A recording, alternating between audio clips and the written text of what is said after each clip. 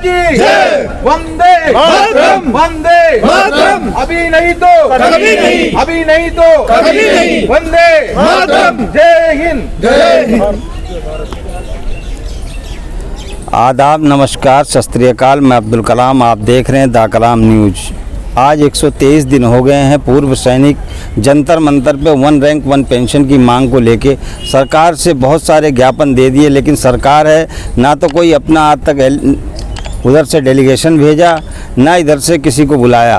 और लोग बाग आ रहे हैं। आज कुछ लोग जयपुर से आए हुए हैं, रेवाड़ी से आए हुए हैं, जहां मोदी जी ने बड़े बड़े वादे किए थे 1 रैंक 1 पेंशन के ऊपर, आज वहीं से आए हुए हैं।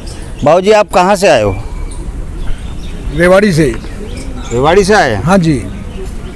बताइए वहाँ से क्या संदेश लेके आए हैं? संदेश यही लेकर आते हैं, हमारे 1 रैंक 1 पेंशन बराबर की जाए, ORP पे जो भी वो है डिस्पैरिटी उनको बराबर किया जाए। आपने वादा नहीं दिलाया मोदी जी को कि क्या नाम आप वादा करके आए थे? वादा दिलाने के लिए तो यहाँ आए हैं। हाँ। हम वादा दिलाने के लिए यहाँ बैठे हुए हैं। सरकार को कोई संदेश दे दो। सरकार को यही है, हम सैनिक हैं, हम अपने अनुशासन से हम अपना काम कर रहे हैं, पर हम अपने आराम से बैठे हैं। सरकार कभी तो सुनेगी हमारी नहीं। आज 123 दिन हो गए सर, क्या नाम, कब सुनेगी सरकार? वो तो उनके ऊपर है। अच्छा। हम तो उनके ऊपर इतना वो नहीं कर सकते, हम तो दबाव भी डाल सकते हैं, हम ये तो नहीं सकते, वो उग्र रूप तो धारण नहीं कर सकते।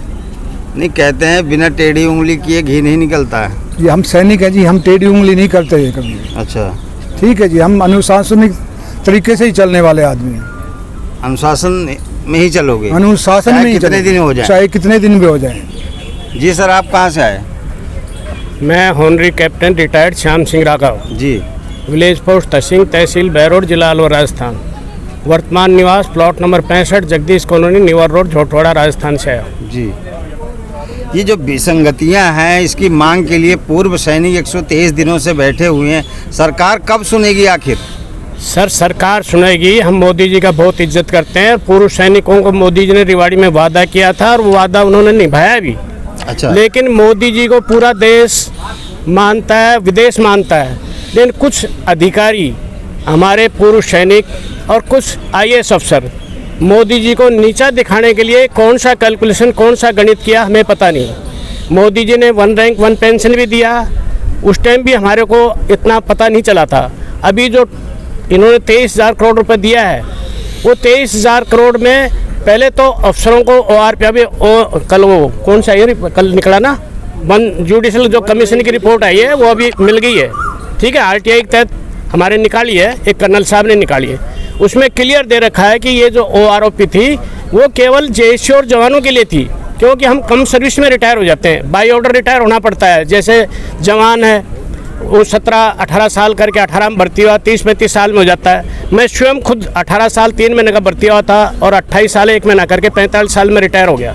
अभी मुझे 25 साल रिटायरमेंट के हो गए। ठीक है, तो ये जो ORP थी ये JSU और जवान के लिए थी। लेकिन हम हमारे अफसरों का आज भी इज्जत करते हैं, ऐसी बात नहीं, बड़ों की, और पहले भी करते थे और आगे भी करेंगे। लेकिन हमारे अफसरों ने यहाँ पर पहले रैली में हमारे भाई लोग यहाँ इकट्ठे हुए, वो मेजर जनरल क्या नाम है, सतवीर सिंह साहब, हमारा सहारा लेके हमारी स्टैंड दिखा करके वहाँ जो मीटिंग में हो जाते थे, किसी JSU जवान को ले जाते नहीं थे साथ में, और वहाँ जा करके उन्होंने हमारे साथ धोखा किया, गद्दारी किया, और उन्होंने ये फ़र्क जो है अफसर JSU जवान के बीच में डाला। और हमारी सारी अभी जो 23,000 करोड़ में से 85% वो ले गए, और 15% में हम 97% जो JSU आ रहे हैं उनको मिला है।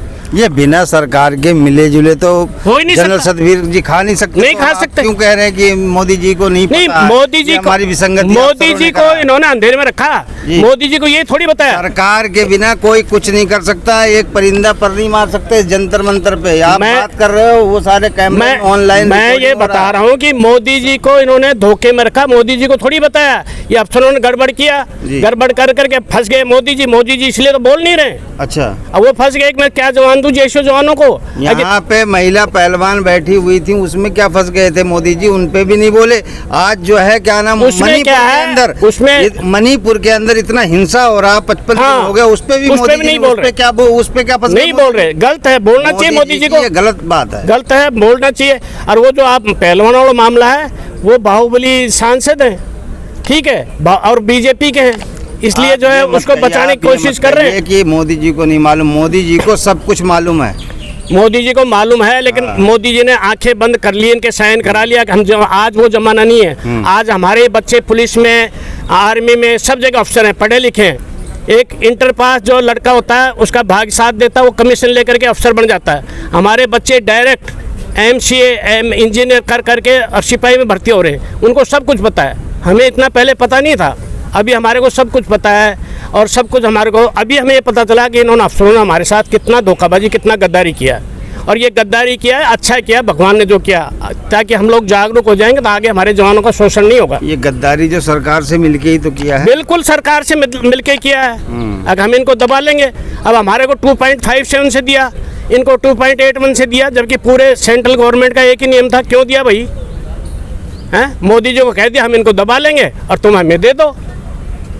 लेकिन अब दबने वाली बात नहीं रही, अब हमारी संस्था अलग बन गई है। आप कहाँ से आए सर? हम राजस्थान झुंझुनू डिस्ट्रिक्ट चिड़ावा से। आप बताइए कुछ विसंगतियों के बारे में। सरकार ने कुछ धोखाधड़ी से हमारे को कुछ दिया नहीं, OROP के नाम पर कुछ नहीं, सिर्फ ठगी किया है। और बोलिए बताइए, आप कहाँ से आए? सर मैं हंसराज एडवोकेट हूँ, रेवाड़ी से आया हूँ, एक्स एयरफोर्स से हूँ मैं, सार्जेंट हूँ मैं। और मेरी मोदी जी से यही मांग है, जैसे आपने पहले रेवाड़ी में आए थे उस समय आपने एक हमें वादा किया था, और हम आपसे ये उम्मीद कर रहे हैं और आपसे हमें प्रार्थना कर रहे हैं कि आप दोबारा रेवाड़ी में आइए, लेकिन उससे पहले हमारी मांगों पे कुछ ध्यान दीजिए।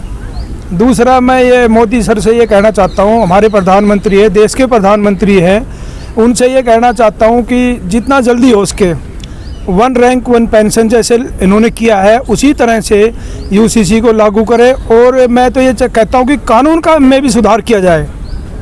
मैं एडवोकेट हूँ, मैं ये जंतर मंतर से आज एक मांग उठाता हूँ कि जब तक हमारे देश का कानून में बदलाव नहीं होगा, अंग्रेज़ों के कानून जब तक नहीं हटेंगे, हमारे देश से कुछ समस्या ऐसी जो कभी ख़त्म हो ही नहीं सकती, उनको हमें ख़त्म करने के लिए हमारे कानून में बदलाव करना ही होगा।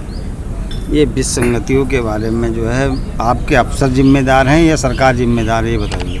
देखो सर, इस बारे में मैं ये कह सकता हूँ कि जो हमारी कमेटी बनी हुई है, ORP की कमेटी थी, उसमें या उससे संबंधित जितने भी मेंबर थे, मैं ये महसूस करता हूँ कि उसमें हमारे जवानों का प्रतिनिधित्व नहीं किया गया, या अगर कोई एक दो होंगे भी हमारे मेंबर, उनको बाइकाट किया गया, उनका महत्व नहीं दिया गया और इसका सारा श्रेय अफसर ले गए सर। तो मैं ये मांग करता हूँ कि आगे अगर इस तरह की कभी मीटिंग हो, कोई कमेटी बने, तो हमारे जवानों का प्रतिनिधित्व होना बहुत जरूरी है। जवानों ने तो अपनी कमेटी बना ली, ऑल इंडिया लेवल की बना ली, वो तो अफसरों को घुसने ही नहीं दे रहे हैं सर। कह रहे जो कुछ प्रतिनिधित्व करेंगे हम करेंगे, नहीं वो तो नहीं करेंगे सर। जब हमारा प्रतिनिधित्व हम करने में सक्षम है तो हम क्यों ना करें अपने प्रतिनिधित्व, हम क्यों ना करें सर। ऐसा कोई महकमा नहीं है जिसमें हमारे जवान, एयरफोर्स, नेवी और आर्मी, तीनों के जवान किसी भी जगह पे जाइए आप, बढ़िया पोस्टों पे है, हाईली एजुकेटेड है और हम करने में सामर्थ्य हैं। तो वो अपनी लड़ाई लड़े, हम अपनी लड़ाई लड़े, लेकिन हमारा ध्यान जरूर रखा जाए सर। हाँ बोलिए। ये मेरा राष्ट्रपति का लेटर है, ठीक है। अभी जैसे भेदभाव वाली बात है, इसमें पढ़ो आप क्या लिखा हुआ है। नहीं, ये तो बाद में पढ़ लेंगे हम। राष्ट्रपति ने दिया मुझे लेफ्टिनेंट कैप्टन ऑनरी, उनको इस रैंक की सम्मान और सुविधा दी जाए।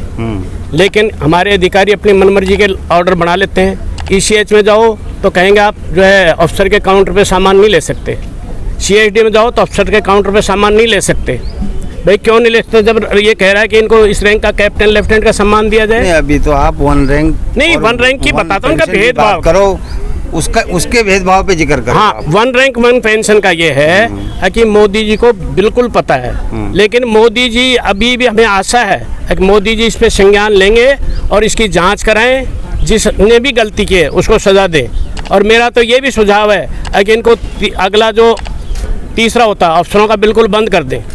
अभी जो दे दिया उनको दे दिया, जैश जवान के लिए दिया जाए, ठीक है। और जो भी विसंगतियाँ हमारी भी हैं उनको शीघ्रता शीघ्र दूर करें। जैसे कि हम रक्षक करने वाले सैनिक आज रोड के ऊपर बैठे हैं और इसकी पूरे विदेशों में भी सबको पता है कि भाई भारत के पूर्व सैनिक है जो रक्षा करने वाले आज रोड पे बैठे। इसमें मोदी जी की सरकार की 4 दिन पहले गए थे तो मोदी जी के नारे लग रहे थे, मोदी जी के लोग वह पैर छू रहे थे। कल वहाँ अमेरिका में गो बैक मोदी जी हुआ है। गो बैक हुआ ना। वो कह रहे हैं कि राहुल गांधी ने बुलवाया है। वो किसने बुलवाया है? लेकिन जो फौजी यहाँ पर बैठे हैं, मोदी जी के लिए, सरकार के लिए बहुत शर्म की बात है। हम अनुशासन से यहाँ बैठे हैं, अनुशासन करेंगे, देश की रक्षा के लिए। कब तक करोगे सर रामलीला मैदान, कब भरोगे? जब तक राम टाइम आएगा, हमारी समिति बताएगी, सरकार नहीं मानेगी तो रामलीला मैदान भी भरा जाएगा।